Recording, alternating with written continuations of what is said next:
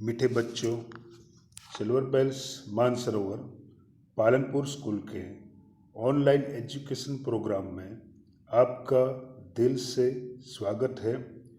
बाल मित्रों, आज हम स्टैंडर्ड 9th सब्जेक्ट हिंदी लेखन विभाग पार्ट 2 उसका अभ्यास करेंगे।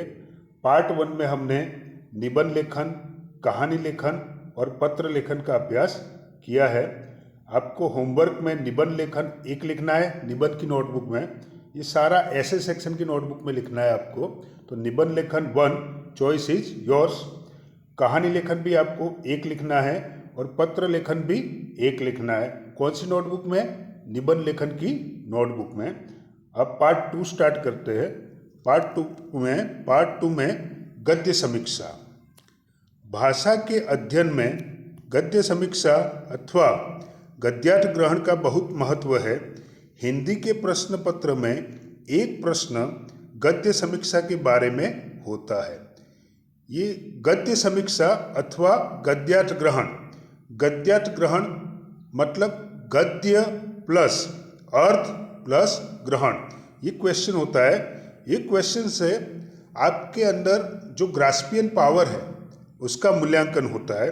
गद्य समीक्षा के लिए एक अपठित गद्य खंड या परिच्छेद दिया जाता है। उसके नीचे 4 प्रश्न पूछे जाते हैं, यानी एक पैराग्राफ दिया जाता है, उसके नीचे 4 प्रश्न होते हैं, कभी कभी 5 प्रश्न भी होते हैं। गद्य खंड के आधार पर इन प्रश्नों के उत्तर लिखने होते हैं। गद्य समीक्षा के लिए 4 अंक निर्धारित किए गए। अगर 4 प्रश्न हैं तो 4 अंक, कभी कभी 5 प्रश्न होते हैं तो 5। गद्य समीक्षा करते समय निम्नलिखित बातों को ध्यान में रखो। नंबर 1, गद्य खंड के नीचे दिए गए प्रश्नों को ध्यान में रखकर गद्य खंड को 1-2 बार ध्यानपूर्वक पढ़ो।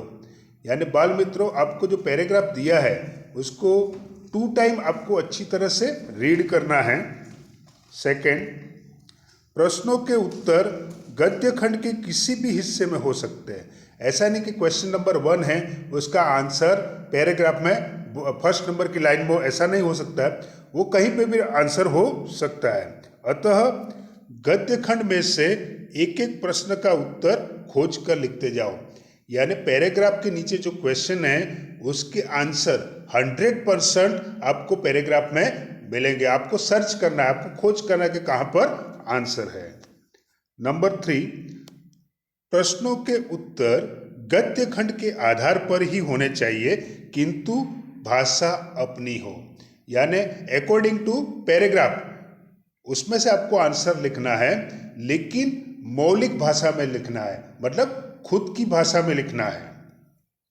उत्तर के रूप में गद्य खंड के ही वाक्यों का सीधा उपयोग नहीं करना चाहिए। अगर आपको अच्छे मार्क्स प्राप्त करना है तो गद्य खंड में जो पैराग्राफ में आंसर दिया है वो ही सेम टू सेम नहीं लिखना है, थोड़ा अपने शब्दों में लिखना है, मौलिक भाषा में लिखना है, तो आपको अच्छे मार्क्स मिलेंगे। नंबर 4, उत्तरों में जितना अपेक्षित हो उतना ही लिखना चाहिए। कुछ विद्यार्थी मित्र क्या करते हैं, पूरा का पूरा पैराग्राफ लिख देते हैं। तो ये नहीं, जो आंसर प्रॉपर है, पर्टिकुलर है, ऐसा ही आंसर आपको लिखना है। लॉन्ग भी नहीं लिखना है, शॉर्ट भी नहीं लिखना है। जितना अपेक्षित हो, जितना प्रॉपर आंसर हो वही आपको लिखना है। नंबर 5, सभी उत्तर सरल और स्पष्ट हो। आपके आंसर जो है वो सरल होने चाहिए और क्लियर होने चाहिए, मतलब स्पष्ट होनी चाहिए। वर्तनी, विराम चिन्ह आदि पर भी उचित ध्यान देना चाहिए, यानी ग्रामेटिकल मिस्टेक आपको नहीं करनी है। 6 नंबर, गद्य खंड के मुख्य विचार या भाव के अनुसार गद्य खंड को उचित शीर्षक देना चाहिए, यानी टाइटल। यानी पैराग्राफ में जो मेन पॉइंट्स है, जिस पर फोकस किया गया है, उसी पॉइंट्स को आपको टाइटल बनाना है, शीर्षक बनाना है। शीर्षक हमेशा शॉर्ट एंड स्वीट बनाना है। नंबर 7, उत्तरों की लिखावट सुंदर और स्वच्छ होनी चाहिए। तो विद्यार्थी मित्रों, गद्य समीक्षा ऐसे की नोटबुक में आपको 1 लिखना है और चॉइस इज योर्स। मतलब आप अब माध्यमिक में आए, सेकेंडरी में आए, तो आप खुद चॉइस कर सकते हो और एक गद्य समीक्षा आपको लिखनी है।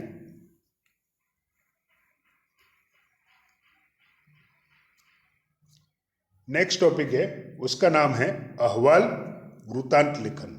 इंग्लिश में इसको कहते हैं रिपोर्ट राइटिंग, और हिंदी में उसका दूसरा नाम भी है रिपोर्टाज लेखन। तो अहवाल लेखन, वृत्तांत लेखन, रिपोर्टाज लेखन, इंग्लिश में कहते हैं रिपोर्ट राइटिंग। तो उसके बारे में देखते हैं। हिंदी के प्रश्न पत्र में अहवाल वृत्तांत लेखन के बारे में एक प्रश्न पूछा जाता है। दिए गए विषय पर करीब 50 शब्दों में अहवाल लिखने के लिए कहा जाता है। यानी वर्ड लिमिट, जो शब्द सीमा है, वो 50 की है, बराबर। तो ये है इसकी लेंथ। अब क्वालिटी कैसे आएगी, तो देखो, अहवाल लिखते समय निम्नलिखित बातों को ध्यान में रखो।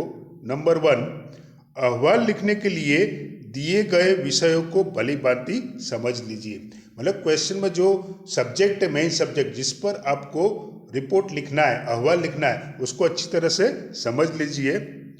नंबर 2, अहवाल में केवल महत्वपूर्ण बातों का समावेश करना चाहिए। यानी जो मेन पॉइंट्स है उस पर आपको फोकस करना है। घटनाओं वर्णन में एक सूत्रता बनी रहनी चाहिए, यानी सीक्वेंस, जिस प्रकार की घटना हुई है उसकी सीक्वेंस होनी चाहिए। नंबर 3, अहवाल में स्थान, दिनांक, समय तथा व्यक्ति विशेष आदि का उल्लेख करना चाहिए। यानी स्थान, दिनांक मतलब डेट, समय, और व्यक्ति विशेष उसका उल्लेख करना चाहिए। नंबर 4, अहवाल सरल भाषा में लिखना चाहिए। वर्तनी और भाषा की शुद्धि, विराम चिन्हों का प्रयोग आदि बातों पर ध्यान देना चाहिए। तो बाल मित्रों,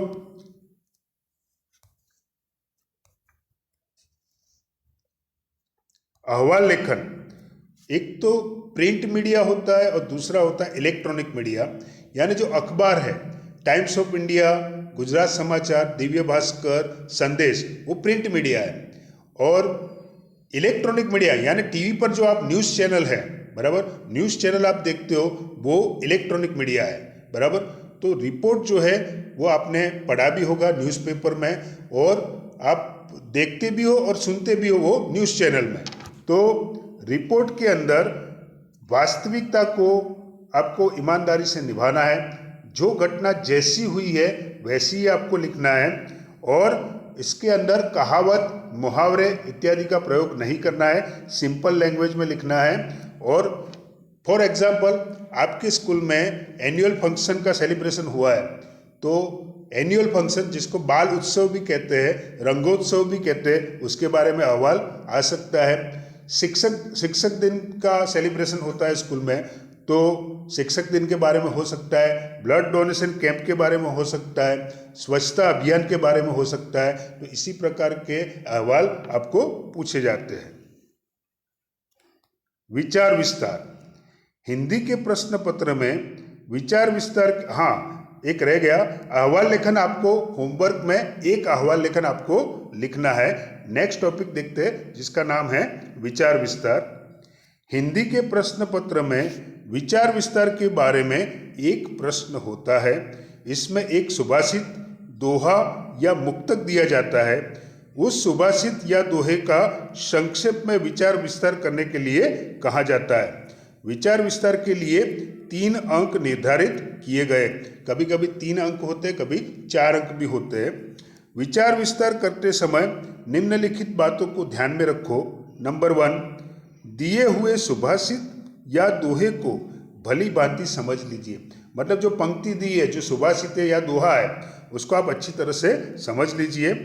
सेकंड, सुभाषित या दोहे का सरल शब्दों में स्पष्टीकरण कीजिए, यानी आपको एक्सप्लेन करना है।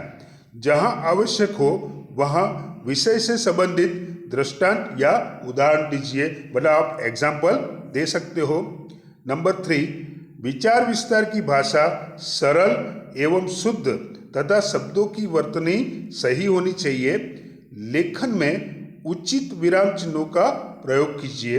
तो विद्यार्थी मित्रों, विचार विस्तार में आप 3 स्टेप को फॉलो कर सकते हो। स्टेप नंबर 1, सामान्य अर्थ, यानी उसका जो कॉमन मीनिंग है वो आपको लिखना है। स्टेप नंबर 2 स्पष्टीकरण, यानी उसको एक्सप्लेन करना है। स्टेप नंबर 3 बोध यानी मैसेज, तो आपको मैसेज लिखना है। आप विचार विस्तार को डायरेक्ट भी एक्सप्लेन कर सकते हो और 3 स्टेप में भी एक्सप्लेन कर सकते हो।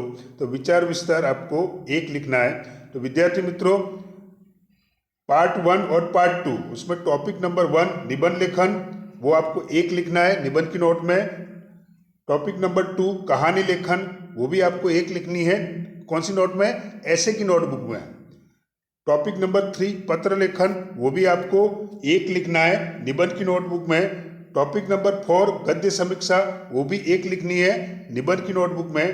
टॉपिक नंबर 5 अहवाल लेखन, वो भी आपको 1 लिखना है निबंध की नोटबुक में।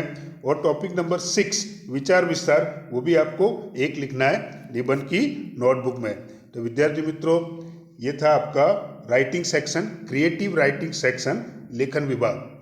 तो थैंक यू, धन्यवाद।